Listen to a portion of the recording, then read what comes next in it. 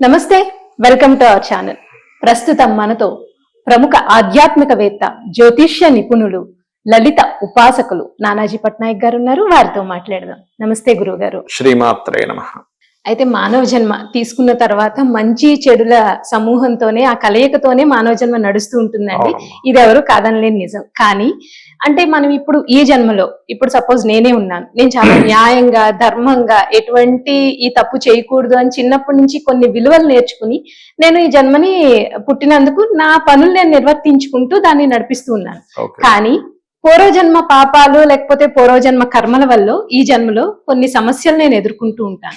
అప్పుడు నాకేమనిపిస్తుంది అంటే, నాలాంటి వాళ్ళకి ఎగ్జాంపుల్ గా చెప్తున్నాను గురుగారు, ఏమనిపిస్తుంది అంటే, ఇంక ఇప్పుడు మనం ఇంత న్యాయంగా ఉన్నాము, ధర్మంగా ఉన్నాము, ఎవరిని ఎటువంటి మోసాలు చెయ్యట్లేదు, అలాగే భగవంతుని ఆరాధనలో మనకు తోచినంతలో గృహస్థ జీవితంలోనే భగవంతు ఆరాధన చేసుకుంటూ ఉన్నాం కదా, అయినా పూర్వజన్మ కర్మలు మనల్ని బాధిస్తూ ఉంటే ఇంక ఈ పూజల వల్ల ఫలితాలు ఏంటి అనేది ప్రశ్న సామాన్యులకి ఉద్భవిస్తుంది అంటారు కదా, ఉద్భవిస్తుంది కదా అండి. సో దానికి మీరు ఏ సమాధానం చెప్తారు గురువు గారు? తప్పకుండా అమ్మా, దీనికి ఒక వృత్తాంతాన్ని చెప్పి నేను మీకు చెప్తాను. ఫస్ట్ ఆఫ్ ఆల్ ఏంటంటే, పూర్వజన్మ కర్మ అనేటువంటిది ఎలాంటిదంటే, మీరు ఒక ఎగ్జామ్ రాశారు పిల్లవాడు, దాని రిజల్ట్ ఇప్పుడు వస్తుంది. నేను ఈ రోజు బాగానే ఉన్నాను కదా, నేను పుస్తకం చదువుకున్నాను కదా, నాకెందుకు మార్క్స్ తక్కువ వచ్చాయంటే, అది మీరు ఎగ్జామ్ రాసేసారు, అయిపోయింది. నేను రాసిన రోజు నుంచి ఇంట్లో కూర్చొని ఎంత చదువుకుంటున్నాను, నాకు మార్క్స్ అసలు రాలేదంటే అట్లా. ఎగ్జామ్ రాసే ముందు చదవాలి, రాసిన ఉండదు కదా. అట్లాగే మరి ధర్మంగా న్యాయంగా ఉంటున్నాం, దీని ఫలితం ఉండదా అంటే ఉంటుంది అని ఆదిశంకరాచార్యుల వారు మనకు నిరూపించారు. ఎలా అంటే, మీకు ఆదిశంకరాచార్యుల వారు వృత్తాంతం ఉంటుంది ఉసిరికాయకి సంబంధించి. ఆయన భిక్షాటన చేసుకుంటూ వెళ్ళినప్పుడు, ఒక ఇంటి దగ్గరికి వెళ్ళినప్పుడు, ఆ ఇంట్లో ఉండేటువంటి ఒక స్త్రీమూర్తి 10 రోజుల నుంచి ఏమీ తినకుండా ఉపవాసంలో ఉండి, ఆవిడ ఏం చేస్తుంది, తన భిక్షాటనకు వచ్చినప్పుడు ఒక ఉసిరికాయ తీసుకెళ్లి అతనికి ఇస్తుంది.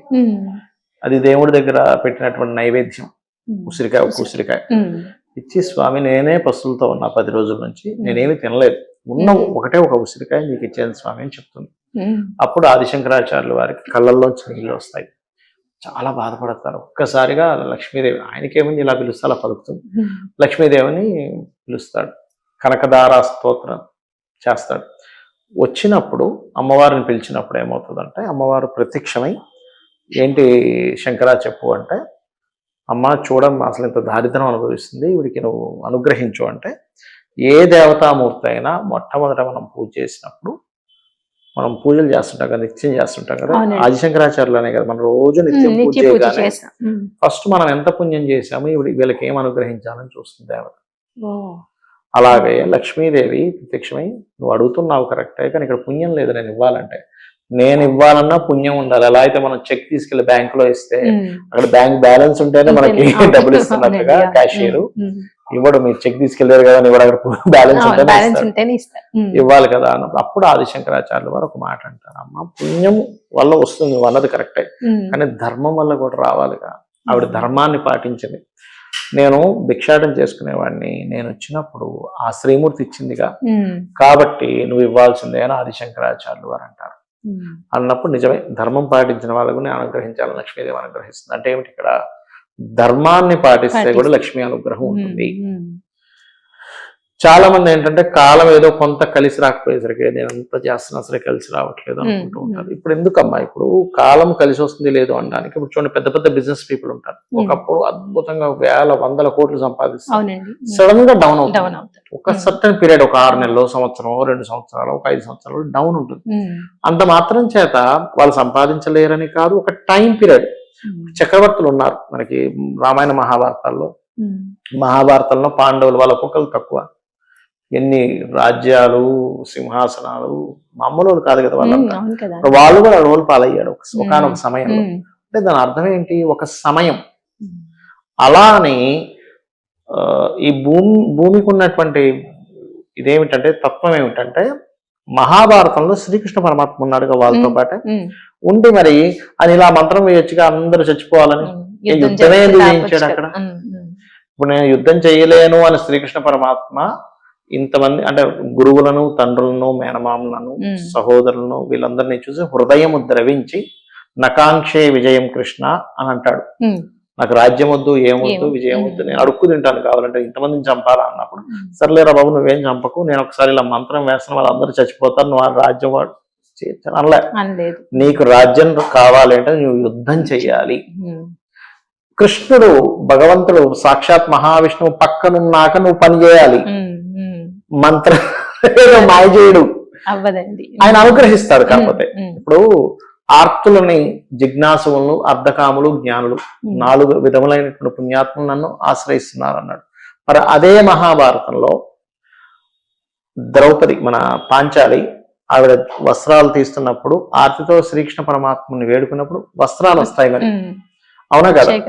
అదే శ్రీకృష్ణ పరమాత్మ ఒకసారి అందరూ భోజనానికి వస్తారు, ఒక్క మెతుకని ఉంటుందేమో చూడు అంటాడు. అన్నప్పుడు ఆ ఒక్క మెతుకుని నోట్లో వేసుకుని వాళ్ళందరూ కడుపులు నిండుతాయి. అంటే ఏమిటి, మనం చేయాల్సిన కర్మ పూర్వజన్మలో చేసినటువంటి కర్మ వల్ల ఇలా జరిగింది అని అనుకోని కొన్ని చేస్తూ వెళ్ళాలి.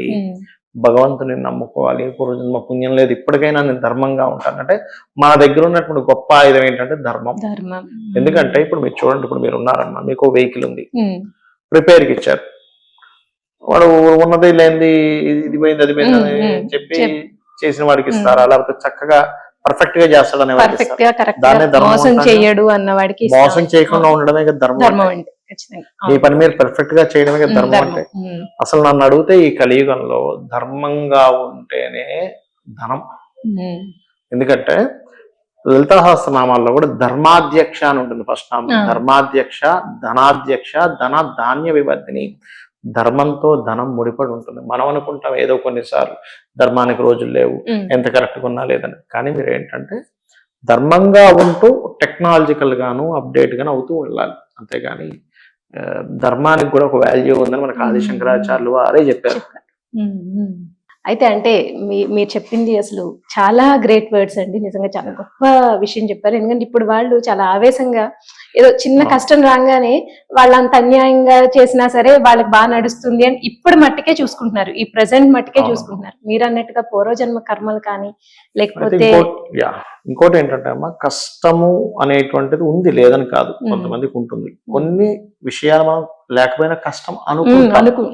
ఇంకోటి ఏంటంటే కష్టము సుఖము రెండూ ఉండాలి ప్రపంచంలో, లేకపోతే ఈ విశ్వం నడవదు. ఎందుకంటే చెప్తాను చూడండి, ఇప్పుడు నాకు తలనొప్పి వచ్చింది, తలనొప్పి కష్టం, కానీ తలనొప్పి టాబ్లెట్ తయారు చేసేవాడికి డాక్టర్కి